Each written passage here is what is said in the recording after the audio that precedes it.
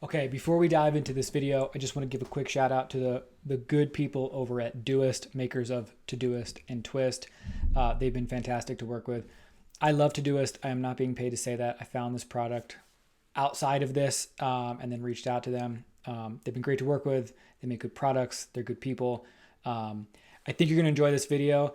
If you're interested in trying out Todoist, they have offered Superpath members and the folks in our Slack community 6 months of their premium subscription totally free. So if you're interested in checking that out, and I recommend that you do, just go to todoist.com/redeem and use the promo code SUPERPATH, and that will get you 6 months totally free of their premium version. You can check out the free product too, which is good. There are, of course, a couple limitations on it. So check out the pro one because it unlocks a few features that really make it a powerful tool. I will get out of the way. Again, thanks so much to the good people over at Todoist, and I hope you enjoy. Okay, cool. So the Yeah, third thing that we're going to be chatting about using blog post templates within Todoist. yeah. Um, this is this is something I've never done before. Like I said, you gave me a little bit of a teaser for this. I would hmm love to see how it works and how you approach it. Yeah, absolutely. So in Todoist, we have a feature called Todoist Templates, and this allows you to import checklists for to create new projects that might be tasks, a set of tasks that you repeat over and over again. And that might be a packing list for travel, and for the content team, it's the steps for going through each and every blog post. So some of us use this project, some of us don't. It's very helpful for new people who join the team, but for each and every blog post, there are just a certain amount of steps that you need to go through to go from draft to publish, and this template outlines all of those steps. So you can just click use this template, and that will actually import it directly into your Todoist account. So I can go to the very bottom of my projects list, and I will see a blog post template, and I can add that to my favorites. And then it'll appear right up here. And this project just outlines all of the steps for a blog post. So if there's a new author, we request an author and a photo. We have some SEO tasks here. We have tasks for creating a pre-draft or an outline, writing a first draft. Yeah, we have tasks for revising second draft, creating illustration briefs, everything all the way into uploading to WordPress. And we have a very detailed way we upload to WordPress. So within this checklist, you can individually check off each task as you go, and you can arrive at uploading to WordPress where we have a link to documentation Oh, that really just outlines every single detail on how we upload to WordPress. So it's quite interesting. detailed. You can jump around, but we have a lot of links throughout this Todoist template for just documentation that we use quite a bit. I love that. I mean, I love that the documentation is baked right into the process. Exactly. So just little details on how to create a table of contents, add metadata for SEO, final review and publish, and even stuff for if we're working with freelance illustrator. There's steps here to submit their invoice payment, and the same thing for a freelance writer. So this is something that you can use for each and every one of the blog posts you write. So in Todoist, you could go, if you're writing something on how to prioritize, you could just add the name of the blog post,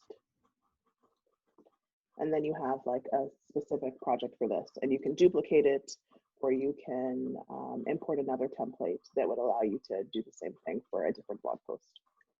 Got it. That's really interesting. That's really interesting. The thing that I appreciate about this is just that because every step is laid out, nothing gets missed. You know, like scaling a content operation is hard for a number of reasons.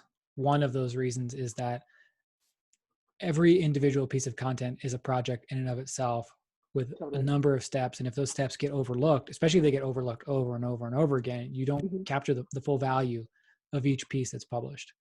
hmm Yeah, and that's exactly how they're treated here. Like each and every blog post can be a project with its own individual checklist. So it's just helpful to ensure no steps are skipped along the way. And this Yeah. feels very intuitive to us, having done this for years and years. But when we bring on new people, or when we bring on the occasional freelance writer, this becomes extremely handy for just outlining every single step that needs to happen before a blog post hits publish.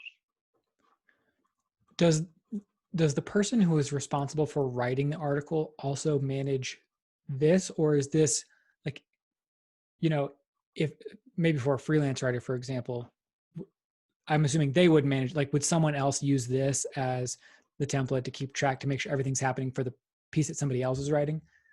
Yeah, that's a great question. So if you are on the Doist team and writing an article, you will manage your own project and go through all of these steps yourself. If you are managing a freelance writer, generally a Doister is still in charge of that piece and working with a freelance writer and would be coordinating this project for them. Got it. Got it. Okay, So in cool. that case, you could invite a freelance writer here, invite them to the project, and then assign them specific items. Right. Are there any things that have ended up in this template that that maybe Duist has learned the hard way? You know what I mean? Like, I can think Oh, of many times, like, just using myself as an example, where, like, for example, like, running a content team, and uh, we forgot to write meta descriptions for like 50 articles, and then have to go back later on and do it because the SEO tool right, has flagged them right, all as like, are there any things totally, like that that have, like, by learning them, end up in here and just save right. everybody a bunch of time? I mean, I would say pretty much this entire project. Like this Right. is a Yeah. template that has been developed over the years. So it didn't start off this way, and it's constantly being iterated. So you could edit a project like this, and if you forgot something, you can add an additional task. I'll just say additional task that might be something important. And then you could actually export it again as a template. So you could add the Oh, templates, export them again so they're um, another link, copy to clipboard, gotcha. and then you can import it, again and have a new and improved version of that template. That's really cool. That's very interesting. One other thing about it is there a way to provide visibility?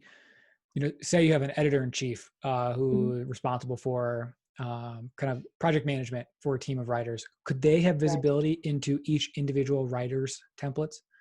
Yes, absolutely. So they could be added to, it could just be turned into a shared project where they're added and they can see each and every single task and what has been completed and what has not been. So if I click off, for example, let's say I finish final review and I finish freelance illustrator, and they can actually see the tasks I've completed by going to show Uh, completed tasks and see what's been crossed off and how far a project has gone. that's interesting. And then so obviously, like, the articles are being written in Notion, Google Docs, Dropbox Paper, or wherever else. Google Docs. Google Docs. Okay, all of the feedback on the editing, the line editing, all that stuff is happening within Google Docs, right? Or does any of that end up in Exactly. here? Rarely. Sometimes we'll provide higher level feedback in the comments. So if I have an editing task, for example, so I had one yesterday and I just provided a lot of great feedback to the writer who wrote this marvelous job because it was an awesome article. So within the edits, I might not be able to, there might be certain things that I point out and say, oh, I love this line, this is great, but I generally won't go to the top of the article and write like, oh, this is a great article, but that's something that will find its way into Todoist is kind of higher level feedback. The line Got edits it. though will happen in Google Docs. Right, right. What's the best way to manage notifications? So, as you and your team are commenting, tagging each other, assigning tasks, do you use email or do you use notifications within Todoist to keep track of that? Yeah, so we use notifications within Todoist. So there's a little section here for notifications, and that is notifications that I see across all my projects, not just my content projects. So I'm currently working on a year in review project, and I'm getting notifications from our designer, Stephen. I'm getting something from Margarita about an upcoming illustration. So this is really where all the notifications live, and you can mark them as unread if you want to come back to them, and Oh, it'll show unread. Oh, that's and you amazing. can mark it as read. So Okay. it's really handy for unchecking and checking things that you want to come back to. Okay, the I won't name the tool, but there's a tool that I used to use for content creation, and the notifications made me crazy because you could not mark them as unread. Oh Meaning they no. if you couldn't even look at them. If you didn't have time to Mhm. deal with it right that second, you couldn't even look at it because it would then be Oh marked as no. unread and just off Right, into the right. ether. So you Ether. had to Yeah. use your own email inbox to keep System. track of Yeah. notifications. So I love that you can mark stuff as read and unread in the tool. Yeah, totally. And actually, you can go into your settings and make sure that all your notifications go to email, but I don't have that on. I prefer less emails, but that's customizable to each person. So if you want to be sure that you never miss a notification, you can get emails and have them filter in through there. But I generally just use this tab and find it works well for never missing anything. That's awesome. Maybe just one other thing in here. One of the things that I like Mhm, about using Todoist so much is that it kind of gamifies productivity a little bit. totally. Like you have a goal for each day of basically how many tasks to check off, and then you kind of build momentum. Can you show us what that Mhm. looks like? Yeah, absolutely. So we have this productivity tab that shows a range of things. So it shows all your completed tasks. It shows your daily tasks. So I've completed 7 out of 5 tasks today. So Nice. I'm ahead of the curve because my goal is 5. And in terms of weekly, not quite there, but it's Wednesday. So 25 out of 30. So you can kind of see these numbers as you're going through your day or your week. And you can also see streaks. So my longest streak is 130 days of meeting my weekly goal of 30 tasks. Oh So wow, you can just kind of, yeah, since that's 2017. cool. I'm actually surprised by that. Yeah, that's I awesome. don't check it very often, but it is a very cool thing to come and reflect on. And you also have these karma points. So you can earn points based on how many tasks you're completing, how long it takes you to complete them. And I am almost at enlightened, which is the highest level. But currently I'm a grandmaster and we'll probably be here for a little while longer. That's awesome. I'm sure I'm not the only one that does this, but sometimes I do something that I didn't put into Todoist, and then Oh, afterwards I add absolutely. it and then check it to make sure I get credit for it. Definitely. That is just a way of life. Yeah. Um, well, cool. This is awesome. I mean, yeah, I appreciate you kind of like walking us through um, the product itself, but also just showing us a little bit about how Doist handles its own content workflows. Um, Yeah, just absolutely. in reading the content that you and the team create is really good. And Oh, we appreciate that. kind of knowing how difficult it is to create good content, especially on a kind of repeatable basis. Like, that there's a lot that goes into it, and kind of having this little lens into what that work looks like makes me appreciate all the thought and effort that goes into the stuff that you all publish. Oh, thank you so much. We appreciate the kind words. And yeah, it's a system that's been refined, over years. And there's a lot of trial and error of what works and what doesn't. And I would encourage anyone who wants to try Todoist not to, import our particular system wholesale into their company. I think there's Todoist is very flexible. You can use boards, you can use lists, you can create individual projects or not. So you can really vary it and create a workflow based on your company. And Todoist will kind of, be flexible around the process that you want to import. So there's lots of room for experimentation and figuring out what works along the way. I love it. I love it. Well, I would really encourage folks to check out Todoist. As you've seen, it's very powerful, very customizable too. I use it, and I should disclose, I'm not being paid to say that. I just discovered it and really like it. Um, and then Sure.